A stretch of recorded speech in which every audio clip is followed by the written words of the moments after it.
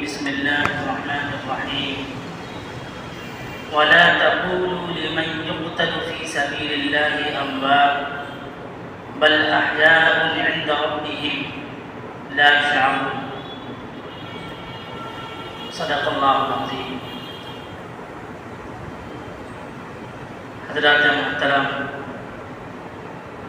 معزز حاضرین، اللہ تبارک و تعالیٰ کا بڑا فضل اور احسان ہوا کہ اس نے ہم سب کو اپنے مقدس گھر میں اپنے اہم فریضے کی ادائیگی کے لیے جمع فرمایا۔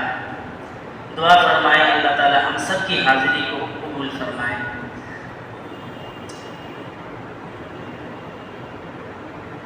جگہ جی لگانے کی یہ دنیا نہیں ہے، جگہ جی لگانے کی یہ دنیا نہیں ہے، یہ عبرت کی جا ہے تماشا نہیں ہے۔ ساتھیوں، بزرگوں، یوں تو ہم بڑے بڑے علماء کا بیان سنتے رہتے ہیں۔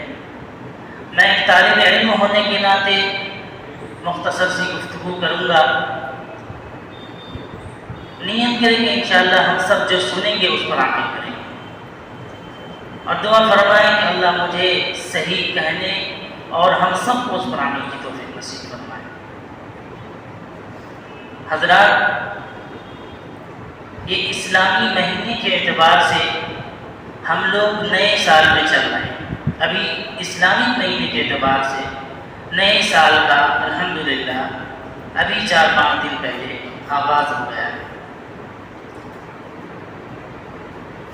دیکھیے، ہمیشہ ایک بات یاد رکھیے گا، جو قومیں اور جو لوگ اپنی تاریخ یاد نہیں رکھتے ہیں، اپنی ماضی کو یاد نہیں رکھتے ہیں، تو پھر اہل دنیا بھی اس کو اپنی نظروں سے گرا دیتے ہیں اور بھلا دیتے ہیں، اس کی کوئی حیثیت اور کوئی وقعت نہیں رہ جاتی۔ اس لیے ہم سب کو اپنی تاریخ یاد رکھنی چاہیے۔ غور کریں کہ جب شمسی مہینہ یعنی انگریزی مہینہ جنوری فروری، چھوٹے سے بچے سے آپ معلوم کر لیجیے گا، وہ بھی آپ کو پورے مہینے گنا دے گا۔ ڈیٹ معلوم کر لیجیے، بتا دے گا اتنی تاریخ، دنوں کے نام بتا دے گا۔ غور کیجیے گا اس بات پہ۔ ہم اہل اسلام کو ماننے والے ہیں، قرآن کو پڑھنے والے ہیں، اصل زبان ہماری قرآن ہے، عربک ہے، اور یہ مہینے ہمیں سب کو یاد ہونے چاہیے۔ لیکن یہاں بیٹھے ہوئے آپ ذرا اندازہ کیجئے کہ ہم میں سے کتنے لوگ ہیں جن کو اسلامی مہینے کے پورے نام یاد ہیں؟ یقیناً کچھ ہی لوگ ہوں گے جن کو پورے نام ہیں، زیادہ تر جن کو معلوم نہیں۔ تو کوشش کیجئے کہ ہمیں اسلامی مہینے، اسلام کی جو بنیادی چیزیں ہیں وہ ہمیں معلوم ہونی چاہیے۔ یہ محرم الحرام کا مہینہ چل رہا ہے،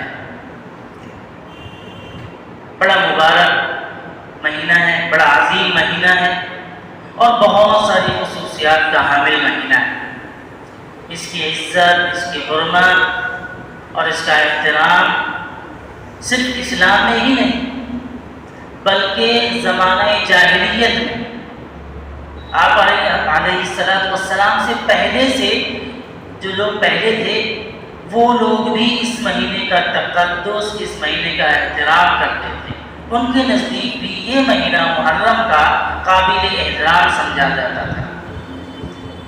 ان کی لڑائیاں سالوں سال چلتی تھیں، تو اس مہینے میں آ کر کے وہ اپنی لڑائیاں موقوف کر دیتے تھے، روک دیتے تھے۔ اسلام آیا، اللہ نے فرمایا ان عدت الشہور عند اللہ 12 شہرا فی کتاب اللہ یوم خلق السماوات والارض منها، کہ اللہ کے نزدیک 12 مہینے، فی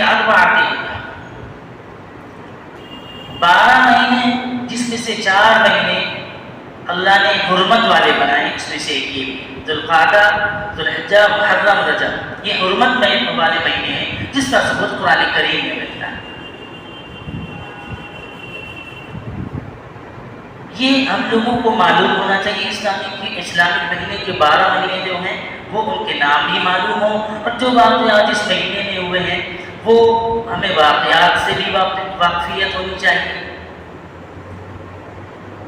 بڑے واقعات ہوئے اس مہینے میں اور ہونے اسی مہینے کی 10 تاریخ کو یہ اتنا جو مشہور اور متعارف ہے عاشورہ کا دن، بہت معروف ہے، متعارف ہے، ہم سب جانتے ہیں.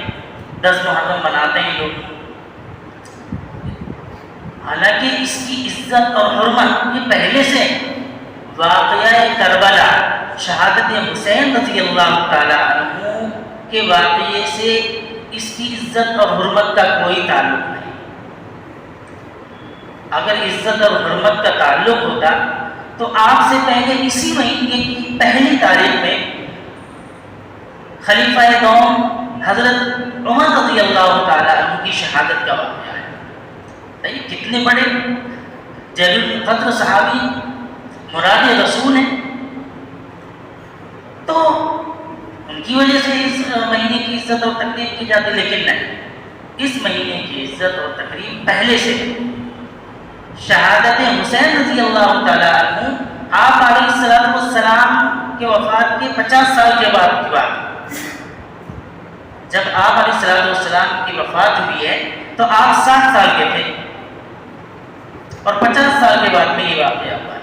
تو پتہ یہ چلا کہ اس مہینے کی عزت اور حرمت، بعض لوگ یہ سمجھتے ہیں کہ اس واقعے کی وجہ سے، کہ اپنا ذہن صاف کر لیجیے، میں جو سمجھانا چاہ رہا ہوں کہ اس مہینے کی عزت اور حرمت، اس مہینے کی تقدس، یہ تمام باتیں واقعہ کربلا سے کوئی تعلق نہیں ہے. اس کی فضیلت عند اللہ، اللہ کے پاس سے ہی.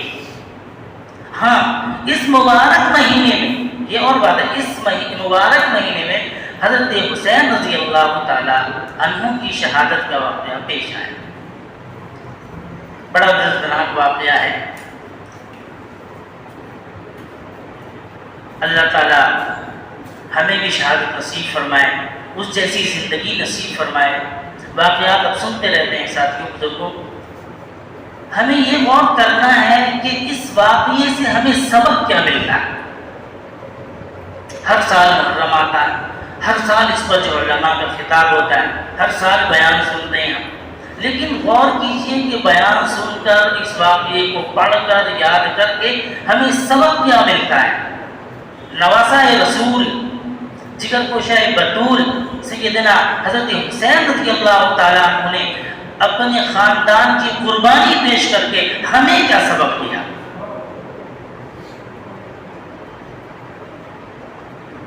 غور کیجئے کہ اگر کوئی پریشانی، کوئی آفت آتی ہے، کوئی مصیبت آتی ہے، جہاں آپ کے بچے، گھر والے، خاندان بھی آپ کے ساتھ ہو، تو آپ اپنی فکر بھول جاتے ہیں. اپنی سیفٹی یاد نہیں رہتی کہ ہاں مجھے بھی تکلیف پہنچ سکتی ہے، مجھے بھی نقصان پہنچ سکتی ہے. اس چیز کو بھول جاتی ہے. پہلے گھر والے کی فکر ہوتی ہے، میرا گھر، میرے بچے، میرے خاندان، یہ بات سمجھ میں آتی ہے. لیکن نوازہ رسول سیدنا حضرت حسین رضی اللہ تعالیٰ عنہ نے تلوار کے سائے میں، دشمنوں کے نردے میں ہمیں جو پیغام دیا ہے کہ آنے والی نسلیں، میں اپنی قربانی، اپنے خاندانوں کی قربانی پیش کر کے جا رہا ہوں. میں اپنے نانا کی دین کی خاطر قربانیاں دے رہا ہوں.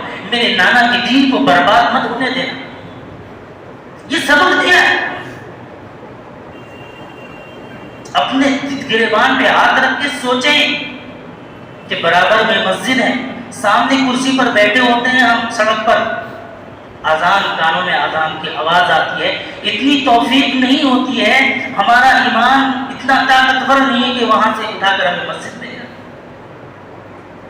کیا نواسہ رسول نے اسی لیے قربانی دی تھی؟ نہیں بزرگوں ساتھی، فکر کریں، اپنی زندگی میں تبدیلی لائیں. اصل زندگی جو ہے وہ آخرت کی زندگی ہے جو آنے والی ہے. ہمیں سبق ملتا ہے کہ کسی بھی حال میں ہو، حالات کیسے بھی ہوں، بیوی ہو، بچے ہو، گھر والے ہو، خاندان ہو، کیسی بھی تکلیف ہو، ہم سب ایسے حالات میں بھی اپنی دین کی پرواہ کریں، اپنے ایمان کی پرواہ کریں. ہماری نماز نہ چھوٹنے پائے، قرآن نہ چھوٹنے پائے، رسول اللہ صلی اللہ علیہ وسلم کی سنت ترک نہ ہونے پائے. آپ مجھے بتائیں کبھی ایسا ہوا ہے کہ آپ نے رسول اللہ صلی اللہ علیہ وسلم کی سنت کو پکڑنے کی وجہ سے اپنی تجارت کا نقصان کیا ہو؟ کبھی نماز کی وجہ سے اپنی دکان بند کی ہو؟ لاکھ 2 لاکھ کا نقصان اٹھایا ہو نماز کی وجہ سے، اسلام کی وجہ سے آپ کا نقصان ہوا؟ کبھی برداشت کیے؟ کبھی اسلام کے لیے ہم نے قطرہ خون بہایا؟ ساتھیوں، امت کا درد اپنے دل میں پیدا کیجیے۔ دنیا کے کسی بھی کونے میں اگر کسی مسلمان کو تکلیف پہنچتی ہے، اگر اس کو ستایا جاتا ہے، تو اس کا درد، اس کا احساس ہمارے دلوں کے اندر ہونا چاہیے کہ یہ میرا بھائی پٹ رہا ہے۔ اس کا درد، اس کا احساس ہمیں ہونا چاہیے کہ وہ سبق ملتا ہے ہمیں واقعہ کربلا سے، چاہے جائے کہ ہم دیگر اور رسومات میں اور غلط چیزوں میں پڑ جائیں۔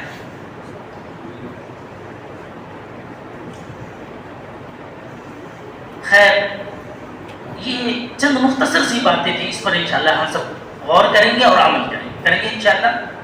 اور جو کرنے کے اس ماہ میں کرنے کے جو کام ہیں، عاشورہ کا روزہ رکھا جاتا ہے 10 محرم 9 یا 10 2 دن رکھیے۔ وہ کیوں کہ آپ علیہ الصلوۃ والسلام جب ہجرت کر کے یہاں مدینہ تشریف لائے تو وہاں پہ یہودی حضرات بھی روزہ رکھتے تھے۔